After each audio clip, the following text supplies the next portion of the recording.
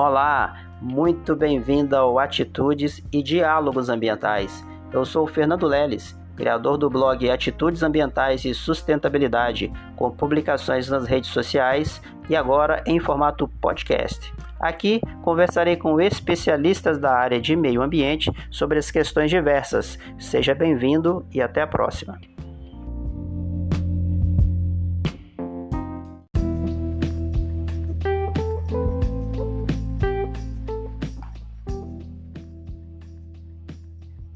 Olá, Marcos. Muito bem-vindo ao Atitudes e Diálogos Ambientais. Tudo bem com você?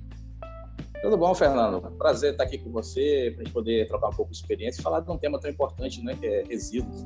Questão de resíduos, um desafio para toda empresa. Aos ouvintes e às pessoas que estiverem vendo nossa gravação aqui no YouTube, nós estamos falando aqui com o Marcos Raposo, é um biólogo, com 16 anos de experiência em multinacionais brasileira e norueguesa.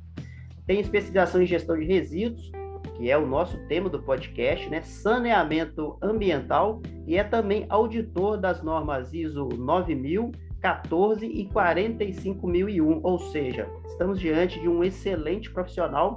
E até eu gostaria de dizer aqui que eu conheço o Marcos, a gente trabalhou na mesma empresa em funções diferentes, e as pessoas vão ter uma grande oportunidade aqui de aprendizado. Nossos ouvintes aí do podcast vão ter excelentes oportunidades de perceber, né, como é atuar com a área de resíduos. Ô Marcos, conte um pouquinho do seu histórico profissional, os desafios ao longo da sua carreira, que você tem passado aí nesse tempo. Fernando, assim, o desafio quando a gente fala da área ambiental é sempre diário, né? E de um tema tão específico com relação a resíduo, torna-se mais desafiador. Assim, que é sempre uma área dentro da planejamento estratégico que a empresa, ele é muito importante em termos de licenciamento, né? Toda licença de operação, qualquer que seja o empreendimento, ela traz sempre uma condicionante específica para esse tema, mas dependendo da empresa não é tão foco, né? Não é tão inserido no planejamento estratégico. Então, assim, o desafio é quase que todo dia.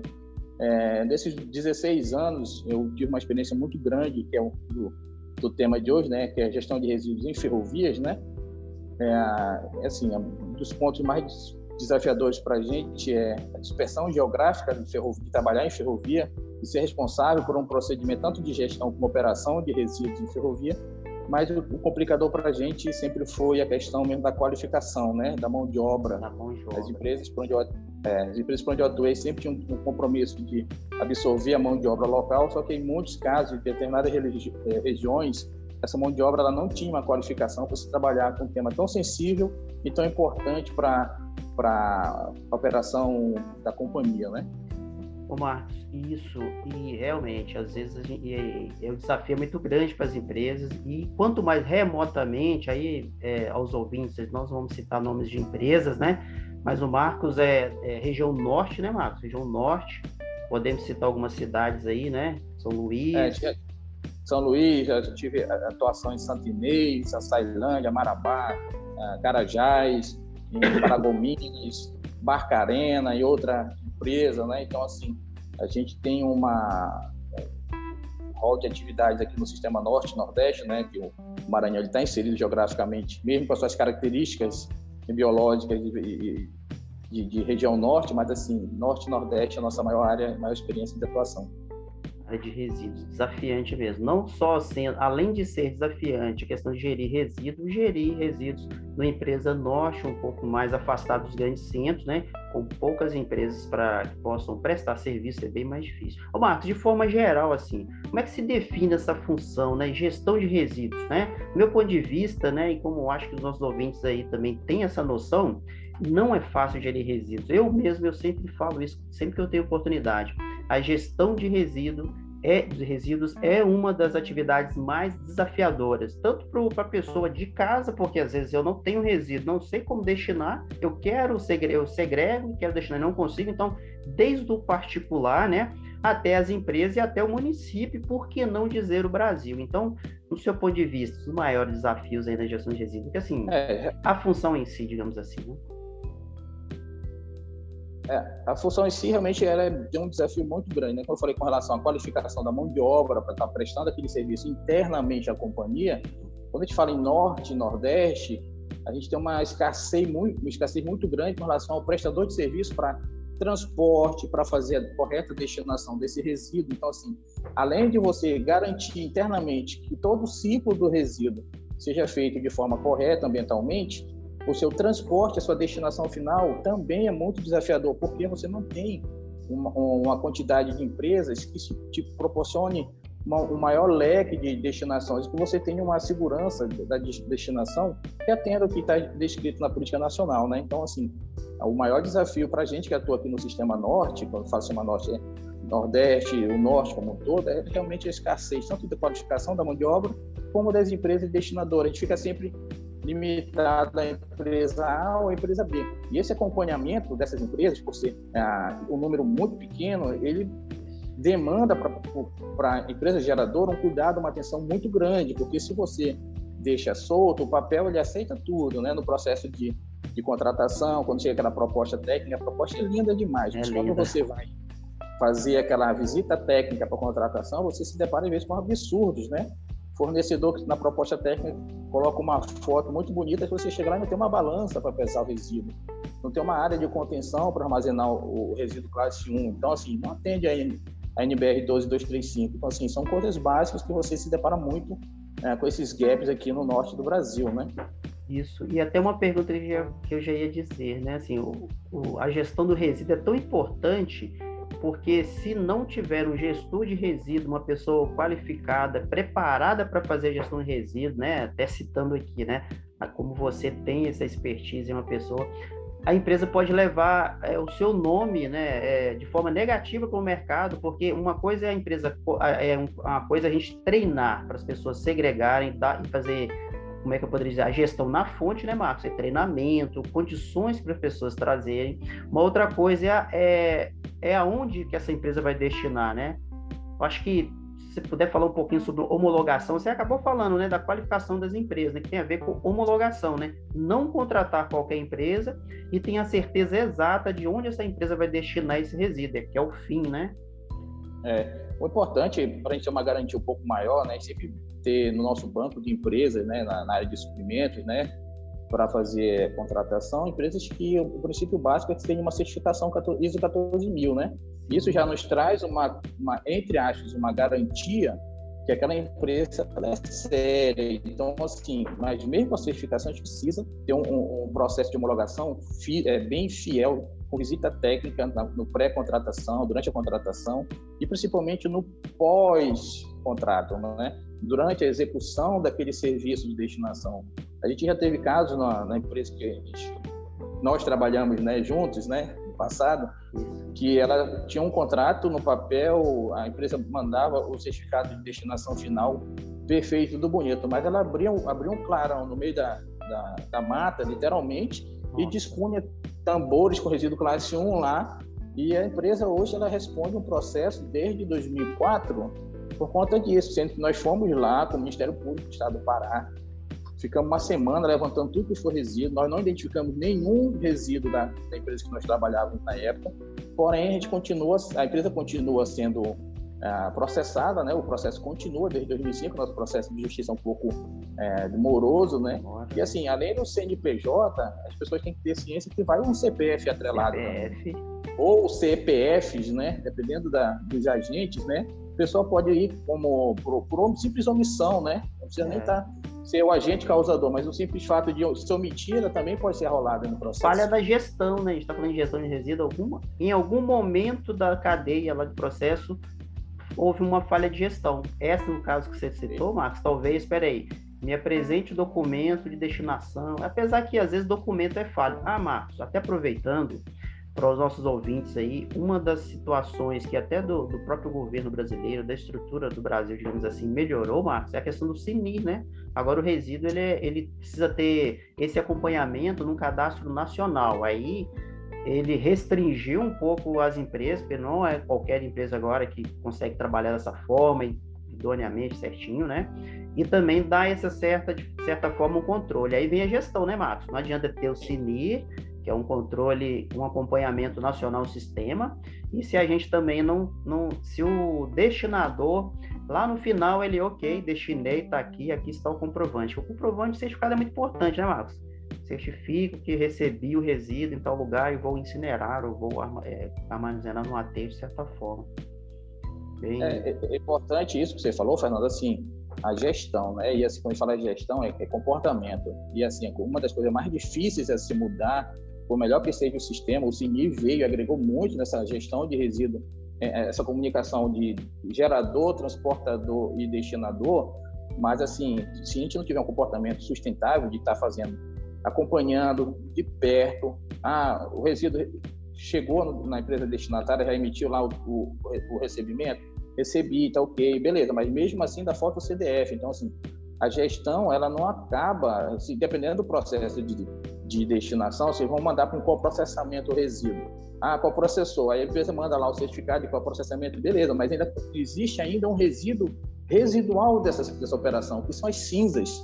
Então, todo depósito de cinzas também precisa ser licenciado, a gente precisa ter esta garantia também. Então, assim, a gestão vai muito do comportamento ético e profissional de cada pessoa, porque, assim, trabalhar com resíduo, as pessoas pensam que é uma receita de bolo, né? Eu estou gerando, eu estou segregando, estou condicionando, armazenando, destinando. Mas, assim, existe milhões de legislações aplicáveis e requisitos que, assim, a gente tem que ter um compromisso muito forte para que a empresa e a gente também não... Sim, como eu falei, vai um CNPJ, vai sempre um CPF atrelado num possível processo judicial, né?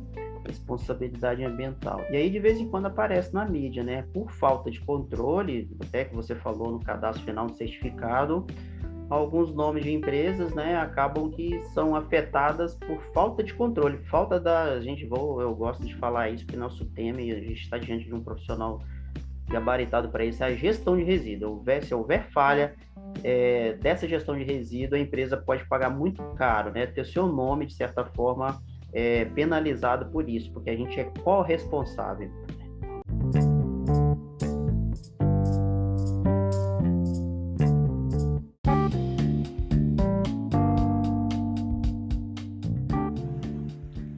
Olá, está gostando de ouvir esse episódio? E que tal vincular a sua marca a esse podcast? Estamos à sua disposição. Corresponsáveis por isso. Ô Marcos, para os nossos ouvintes, né, e também aqui do YouTube, do podcast aí, eles estão pensando, então, ok, tem que ter um excelente gestor de resíduo, tem que ter o processo de contratação de empresa, homologar, destinar, e no meio do caminho eu esqueci de fazer um link, que tipo de equipamentos, tipo de controle, Marcos, eu possa ter dentro desse processo, talvez equipamentos, ferramentas, a gente está falando também de efluentes, tá? Só para dar uma dica, que tipo de controle eu posso ter ali dentro, para facilitar essa minha gestão até que eu venha, coleta e dar a destinação final. Se puder citar alguns exemplos aí. Não, sim, a gente tem algumas ferramentas, alguns sistemas, né? Cito o próprio SAP, né, que é um sistema de gestão como um todo, e aí dentro de determinada organização, a gente participou também desse processo lá em 2014, 2013, 2014 foi o rollout, né, de implantação do módulo de gerenciamento de meio ambiente dentro. Então lá tem emissões atmosféricas, tem efluentes, tem a parte de resíduo. Então, assim, a gestão também ela pode ter vários parceiros. Os sistemas também são importantes para isso, né? Desde lá do gerador que está fazendo a parte de gerando resíduo, acondicionando, ele vai fazer uma solicitação, um documento com determinada nomenclatura, vamos usar tipo o MID, que é o Manifesto Interno de Resíduos, de Descartados. Então, Marcos, repete de novo, porque nossos ouvintes, você falou rápido, nós somos da área, a gente entende. Fala a sigla soletrada e o que significa, porque você falou MIR. Determinada empresa pode utilizar MIR, né, que é o MIR, que é Manifesto Interno de Resíduos, ou MID, Manifesto Interno de Descartados. Dependendo da nomenclatura, tudo abrange o resíduo gerado na operação. Então, assim, é importante que a empresa tenha um registro, né, da geração documentos internos, documento interno, que ser tudo rastreável numa possível auditoria interna ou externa, uma fiscalização externa. Você precisa comprovar aquela quantidade que era 1 tonelada, vamos citar exemplo, 1 tonelada que você destinou para um processamento, de onde aquela 1 tonelada veio internamente? Então, você precisa fazer essa rastreabilidade para garantir que o seu sistema de gestão realmente está completo, né? Inclusive para os gestores de resíduo, ou os departamentos, ou a própria empresa de forma geral, quando receber esses documentos aí, que são os indicadores, né, numa reunião, saber aonde a gente precisa atacar, onde estamos gerando mais, onde podemos reduzir, né, Márcio? E a vantagem dos sistemas, o SAP que eu citei há pouco, mas existem outros, né? Outras plataformas que podem te dar esse mesmo grau de gestão, é que, ponto 1, né, elimina a questão de papel do teu sistema. Então, já tem um ganho sustentável na utilização de papel.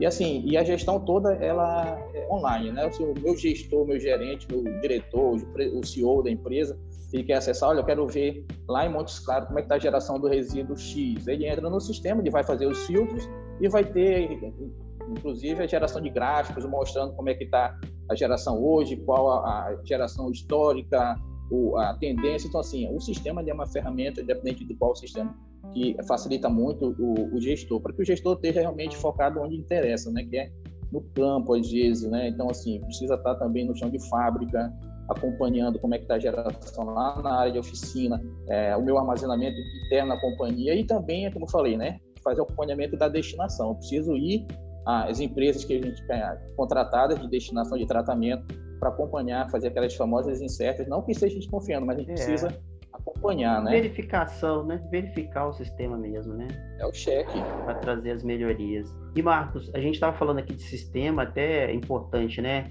Que as empresas, assim, os ouvintes do podcast, empresas também que estão ouvindo aí o nosso podcast, vendo no YouTube, né? É importante, a gente não vamos citar nome, né, Márcio? Que o nosso podcast aqui não tem um fim comercial, por enquanto, né? Isso aí é importante que no final isso acabe tendo uma oportunidade de negócio de certa forma, mas aqui eu pensei aqui, vislumbrei excelentes oportunidades, né? Patrocínios, por exemplo, de algumas empresas que eu não vou citar, mas a gente sabe que tem empresas que fazem gestão de resíduo e que a gente já tem maior, né, orgulho aqui, algumas que a gente conhece, citar aqui, muito importante. Ô, Marcos, a gente falou da gestão, do licenciamento, da importância da homologação das empresas, ambientalmente liberadas e licenciadas para trabalhar, o nosso gestão interna. Marcos, e eu vou destinar, aí eu te faço a seguinte pergunta, você já tem ela na ponta da língua aí, mas eu vou te fazer para os nossos ouvintes saberem, né? Se é que existe, ou a menos impactante, Marcos, qual a melhor forma de destinação, por exemplo? É melhor enviar para um aterro controlado? É melhor incinerar? Eu sei que, de toda forma, o resíduo não some, né? As pessoas pensam que basta eu colocar o resíduo lá de fora da minha casa e eu não quero saber para onde vai. Não, ele está dentro do planeta. Ele gera, ele não vai sumir. Ele pode virar um outro objeto, segregação, ele pode se decompor ou ele pode virar um rejeito. Dá uma palhinha para a gente sobre isso aí. Você falou uma expressão que eu sempre uso no meu treinamento, né? Não existe lá de fora do planeta. Qualquer local que você, entre aspas, tira aquele resíduo da sua vista, vamos usar o termo que normalmente a gente usa na casa, né? Vou colocar o lixo na rua. Beleza, vou tirar daqui de dentro da minha residência, vou colocar na porta, estou contando que a coleta da prefeitura vai passar e vai fazer a destinação correta, mas eu não tenho essa garantia. Não tem. Então, assim, não existe o lado de fora. E quando a gente fala assim, qual uma destinação, um tratamento mais sustentável, mais correto, assim, é difícil de falar, Fernando, olha, o tratamento A é mais sustentável que o B. Se existem perigos. Eu mando para um aterro controlado, um aterro classe 1 ou classe 2 mesmo, devidamente licenciado. Mas aquele resíduo vai ficar ali. Se aquele aterro não tiver uma gestão operacional, um cuidado, que tem que ser todos os controles de construção daquele aterro, todos, eu estou falando todos, eu já fiz o processo de homologação de aterros grandes que recebem resíduos de capitais e que eu não homologuei, porque assim, o processo em si de controle, o aterro era muito bem construído, projeto, a gente olhou o projeto, olhou tudo, mas assim, a operação do aterro era muito precária. Então, se a gente falar assim, um coprocessamento, eu vou incinerar aquele resíduo no forno de uma cimenteira, beleza, ele vai diminuir a massa daquele resíduo, mas eu vou ter uma cinza, que a gente comentou agora há pouco, né? Então, assim, Isso tudo, o resíduo não vai desaparecer, como você falou, não existe lá de fora. Tá tudo dentro do planeta. Dentro do planeta. E o planeta, por ser redondo, uma hora esse resíduo volta para você. Volta. Se você não faz o descarte correto de um resíduo, que peguei daqui da minha residência, coloquei na rua, eu fiz um trabalho recente na área de socioambiental, do entorno de uma multinacional aqui em São Luís, que tinha problemas sérios com relação à disposição incorreta de resíduo nos muros da companhia, da empresa, né? E a pessoa disse, não, mas a gente coloca aqui, quando a chuva passa, a chuva leva esse resíduo. Aí disse, olha, mas você, com essa sua atitude, você está apenas transferindo o seu problema do ponto A para o ponto B.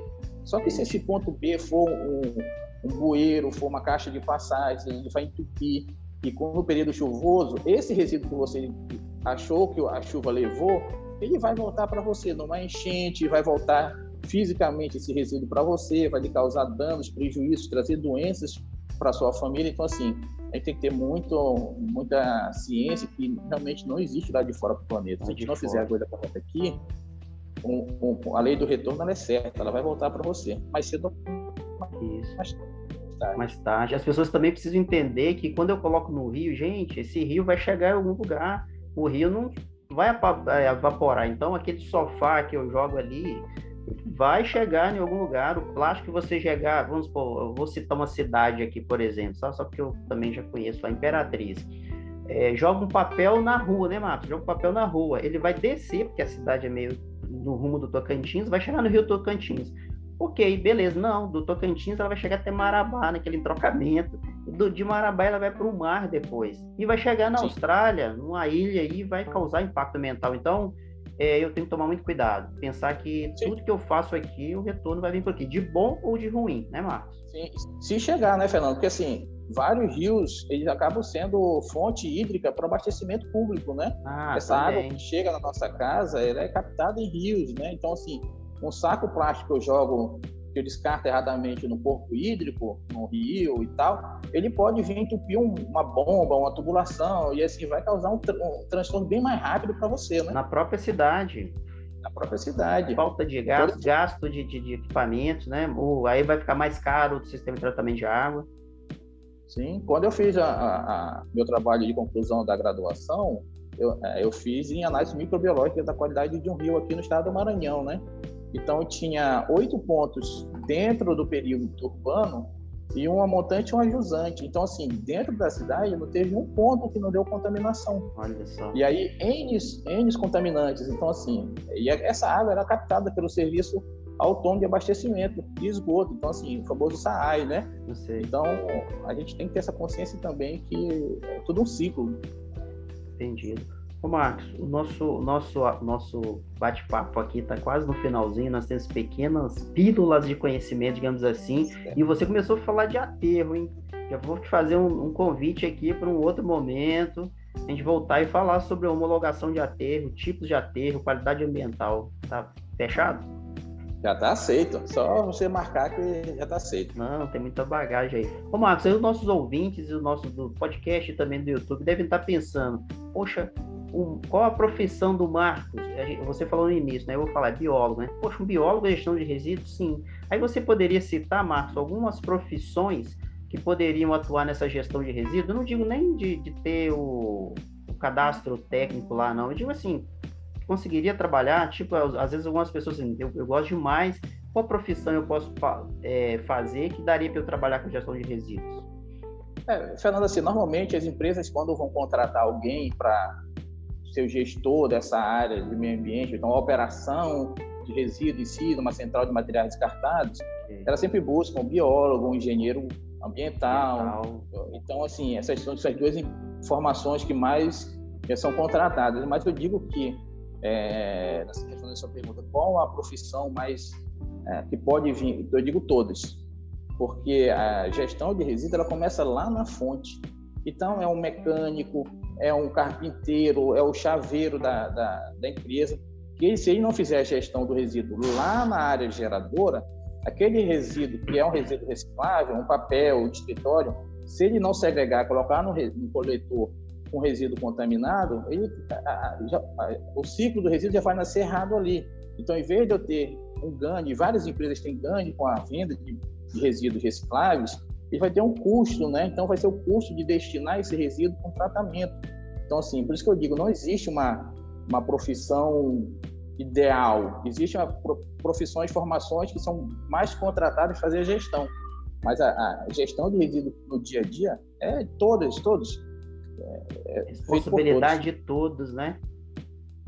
E a Política Nacional de Resíduos deixa muito claro, né? Responsabilidade das pessoas físicas, jurídicas. Eu, como gerador, eu tenho que fazer o melhor possível. Por exemplo, hoje eu moro na cidade de Montes Claros. Aos nossos ouvintes aí do podcast da cidade de Montes Claros, aos meus colegas também de Imperatriz e ao longo das cidades que eu já rodei, meus ouvintes de Viçosa, Minas Gerais, assim, a responsabilidade é nossa, aonde você estiver. Não é porque eu estou em Montes Claros que tem uma boa gestão de resíduos, porque eu não vou fazer Imperatriz, que está iniciando, e também deixo meus parabéns aqui, porque lá também está no caminho certo.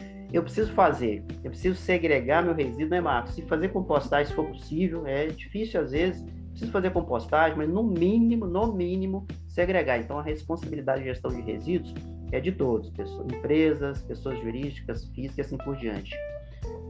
E se a gente procurar, Fernando, assim, muitas pessoas falam assim, não, mas o que adianta fazer segregação de resíduos na minha residência se a prefeitura não oferta esse tipo de coleta e, porventura, também não oferta uma destinação por tipo de resíduo. Isso. Mas, assim, a gente pode fazer pequenas ações. Eu vou citar um caso meu aqui, né? Quando eu vou fazer a troca dos pneus do meu veículo, eu não saio com o meu carro. Primeiro que eu vou estar gastando combustível, né?